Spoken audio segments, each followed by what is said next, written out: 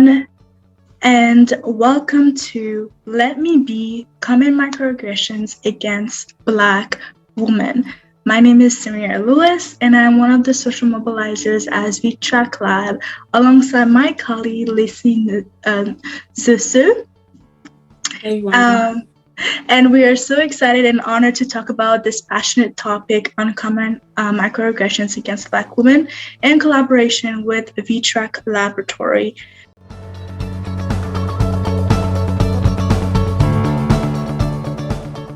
All right, let me be common microaggressions against Black women. First of all, what is a microaggression? So this word actually first initially was invented by Chester Middlebrook Pierce to define it as a subtle insult, whether it's verbal or nonverbal, and also due to people of color, often done automatically or unconsciously. This word is now applied to many minority groups in society, whether as members of the 2S LGBTQIA+ community, women, people with disabilities, people living in poverty, religious minorities, etc. As we dive in and analyze the word microaggression, what does macro actually mean? So the focus is more on the macro social context in which the act occurred. Microaggressions refer to some sort of interpersonal interaction involving a perpetrator or a target victim, which is normally the person that's being the person from a marginalized group. And we will see what does those actual interpersonal interaction really mean later on. As for the word aggression, this refers to verbal or nonverbal behaviors intended to harm another person. Thus, there are several other forms of aggressions, whether it's indirect, social, relational, etc., that can occur without physically harming another person. This is the case for microaggressions that exclude, in most cases, any physical pain. Here we have a few causes of microaggressions. We have racism, sexism, heterosexism, and many other forms that you guys are usually familiar with. Places where microaggressions often occur. Short answer, everywhere. Long answer, microaggressions can occur in multitude of environments. We're talking about educational settings, whether it's by teacher, by peers, or the curriculum itself, or work environments during the hiring process or in the office, public spaces and public transport, shopping centers, the media, etc. And lastly, private settings, whether it's at home with friends and family, neighbors, etc.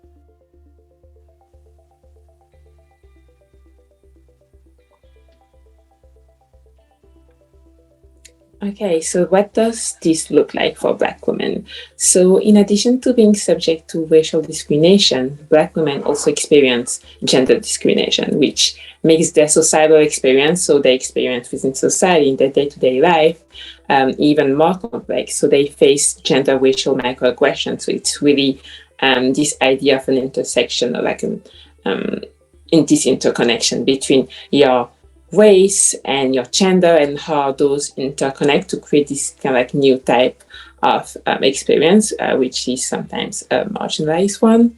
And indeed, Black women have been stereotyped as strong, as hardworking, dominant, as welfare queens too, also as sexually promiscuous, or emotionally incapable, and so much more.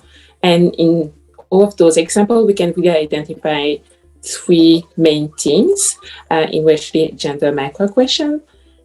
So our first theme is, and this is the next slide, yes. So it's the projected stereotypes. So this really illustrates how those stereotypes of Black women have been used to objectify them. So in other words, to reduce them to an object, and to also, like more generally and more broadly, to reduce them to their race and their gender.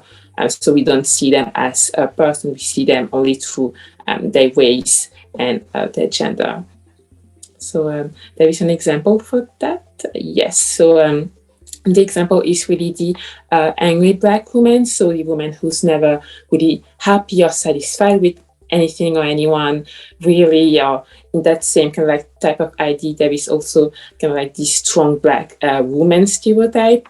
And this really refers to this extreme belief that these women are not dependent on anyone. But yes, that's also kind of like an example that we often see. And here is the second theme, which is silencing and marginalization. And this really highlights how Black women in the workplace, for example, often feel silenced and marginalized in the workplace. Or it can also happen in school or any other type of professional settings. And here the example is the struggle for respect and visibility. So here on the image, you can see kind of like a group of Black women, but sometimes it's not the case. And like the Black woman can be the only woman in the room, or even like the only Black person in the room. So sometimes it can feel really hard to kind of like express your feeling and your idea. And sometimes even though you do that, you can kind of like feel rejected and like not heard by anyone. And our last theme is the preconception of style and beauty. So this really refers to the way Black women are regularly reduced to their speaking style, or their communication style, or their dress style, and their physical appearance, more broadly, our body type.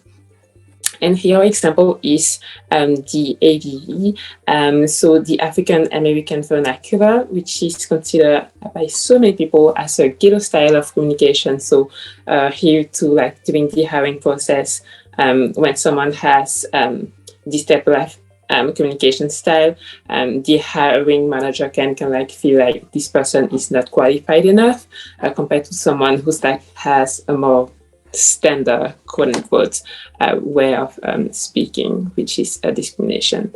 But there is also kinky afro hair, which is also considered as an unprofessional hairstyle.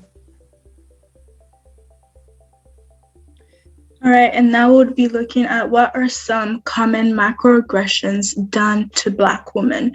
So we will be looking at 4 different types of examples, but obviously there are more. The first one we're talking about refusal or reluctance to offer a job with the significant responsibilities due to a Black woman, and that goes into the category of hiring or employment discrimination. Then we follow with refusal to allocate housing to a Black woman for fear that she cannot afford it, which goes into the category of discrimination and the allocation of housing. Then we have medical neglect of pregnant Black women. Often we hear that, oh, she's a strong woman, she can deal with this pain, this is nothing, and that increases a lot of health risks after that pregnancy. Then lastly, we have wanting to date a Black woman only because of her skin color or because the individual has never romantically dated a Black woman. And so oftentimes what I always hear is the fact that Black women are so exotic, and which we from part of it we can get that as a compliment, but as soon as you objectify that woman and that now she's only considered as a trophy to, you know, your family and stuff like that, that's when those microaggressions increase other health issues that are affecting sadly our Black women in our community.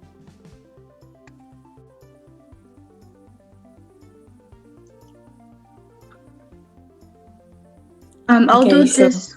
Yeah, sorry, I'm just gonna let my colleague go, but I just quickly want to say this table is in French, but we'll be able to say those examples in English. But here, go ahead, Leslie. Okay, thank you, Samira. No, but yeah, we will translate it. So our first example is this feeling of alienation. So when we assume that Black women are from elsewhere, and this can translate as someone, for example, saying, where are you from? No, but where are you really, really from? When they're not satisfied with your answer. Or when we say, when you're like, you have a good way of, for example, speaking. For example, people may say, oh, your English is really good, which also kind of like give you this message of like, you're not from here, you're like a foreigner, you're not Canadian. Our second example is related to intelligence. So, for example, when we see Black excellence in the classroom, where a Black person, like a Black woman, has excellent grade, and people say, "Oh, you're honoring your race." What really is that person saying is the fact that usually people of color are not as intelligent or as intellectual as white people, and it's unusual that someone from your race is actually intelligent. So that's the second one. Our third example is preconception about the physical appearance of Black women. And here the microaggression can, for example, be, is it your real hair? Or as we mentioned, you are beautiful for a Black person. So there is always this following up to reiterate the fact that Black people are not as attractive because it doesn't match kind of like the beauty standard that the society kind of like set for everyone.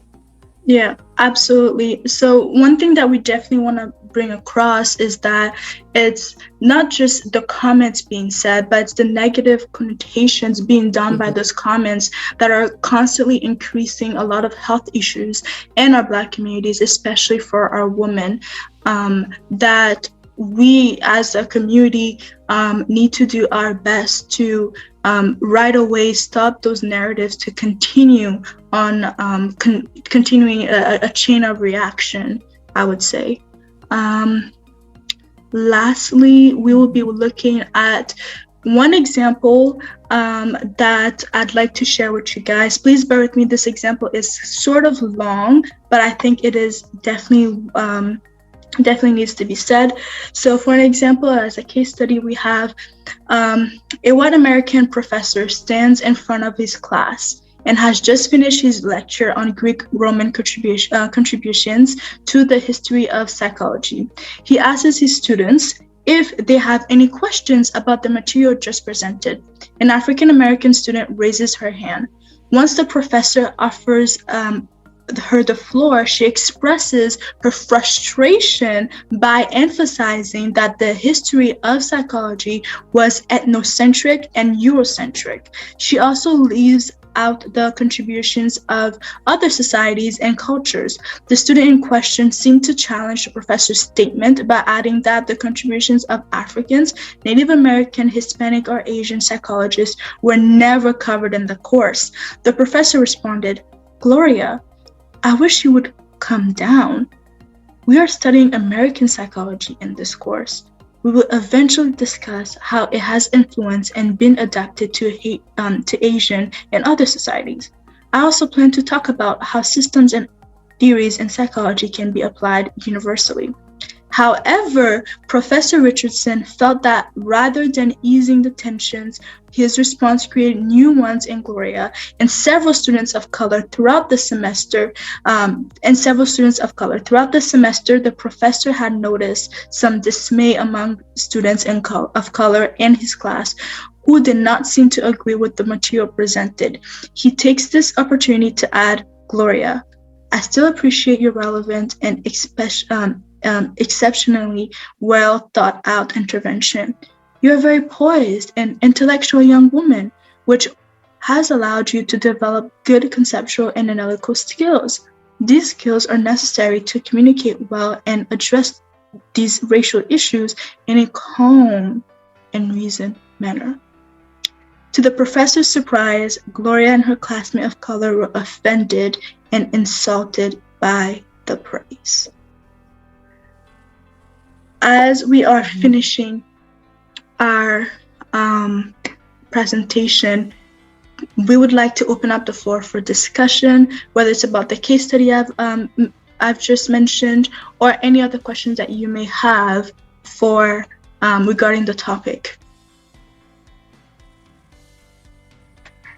And you can send us to us directly if you're not comfortable saying in the more general. I think there is an option to send it directly to us, so you can send it to Samira or me. Oh, thank you, Mara.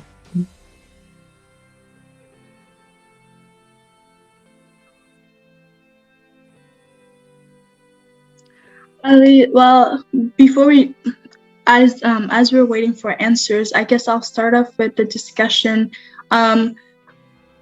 By raise of hand or any type of reaction, how many of your students currently, whether it's university or college, how many of your students? Okay, so we have pretty much a lot of people. Okay, awesome. All right. One thing I did want to say is that oftentimes in classrooms, it's very hard to express ourselves in terms of whether it's the content is appropriate for what's being taught, or whether we are dissatisfied with any types of resorts or comments that maybe a teacher may say. So my question is to you: what would have do you think in the case study? Do you think the way that Gloria reacted was a good way to react? If not, how would you have reacted hearing or listening to what the Professor Richardson had to say? Feel free to open your mic, raise your hand, or put it in the chat.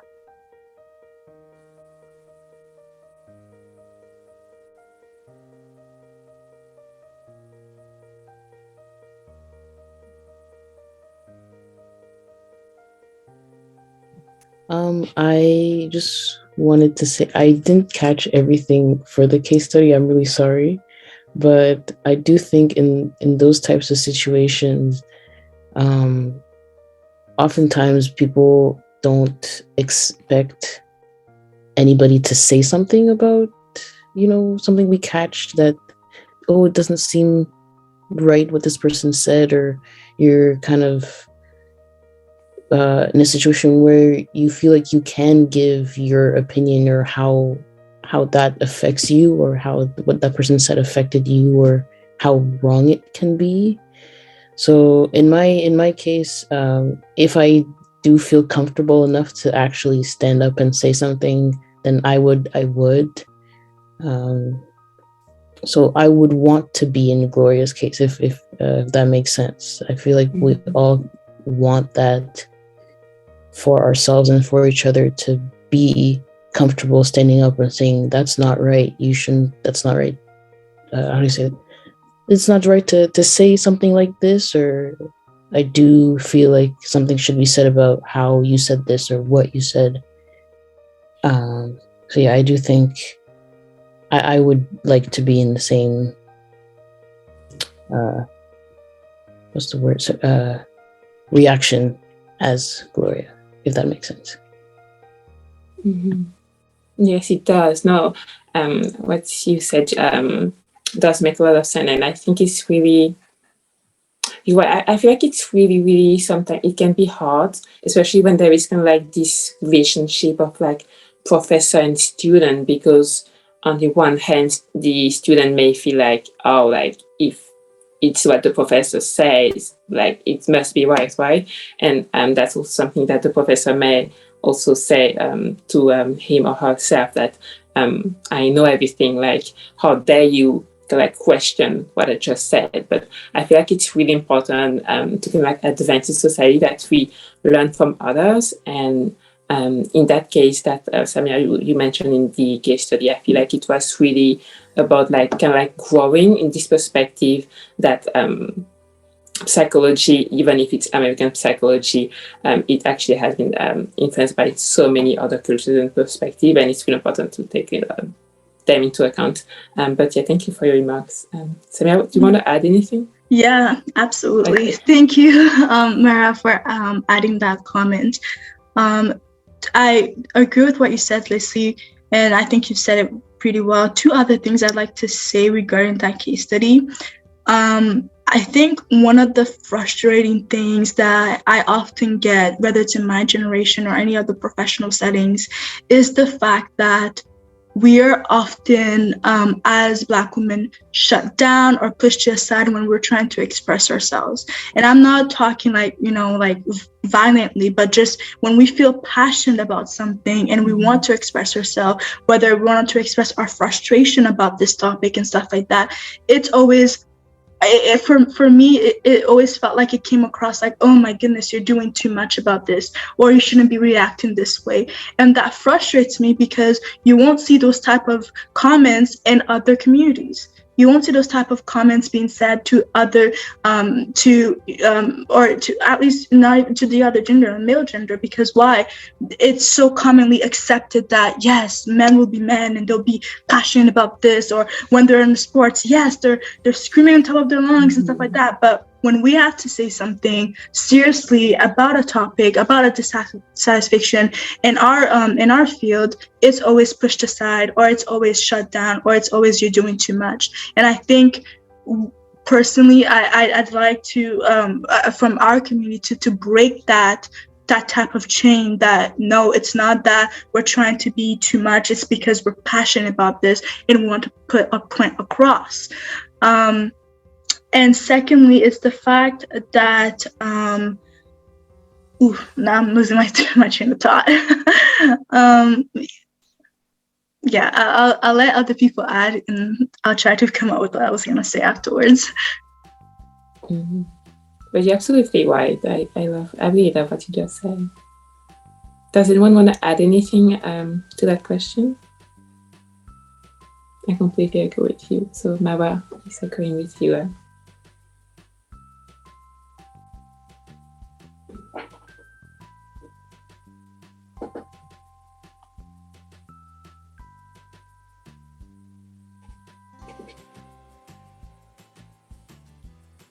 Yeah, sorry guys, I completely forgot what I was going to say afterwards.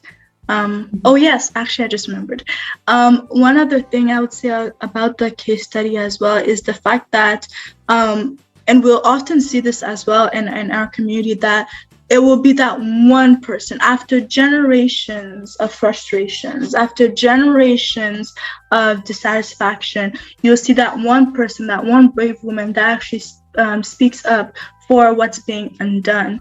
And I think that's one thing that we definitely like our community, that we and it's not just done like consciously. I think it's unconsciously that we take so much, so many negative comments being done to us, and it's after like I was saying, after so many generations that you'll see somebody speak up about it. Mm-hmm. But I think we need to break that chain as well. Like, no, like we don't have to wait for that one person to be courageous, and just we can start right now as Black women to be courageous and speak up about certain things that are being done in our community that is completely not right.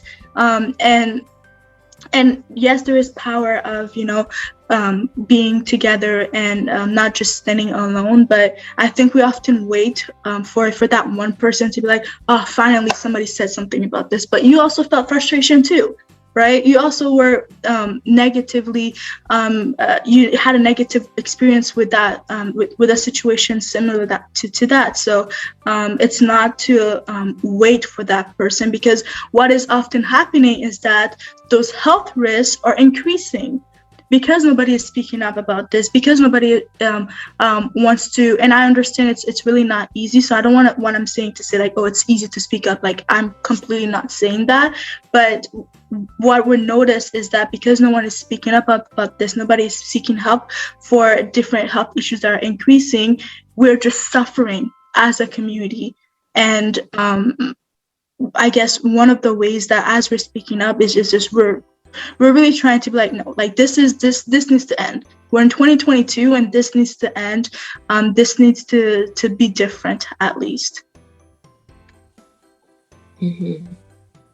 No, yeah, you're completely right, and I do agree with you. And I feel like we'll be able to talk about it even more during our next presentation in February, where we'll discuss those trauma and those intergenerational trauma, which will happen in February. So stay tuned on our social medias.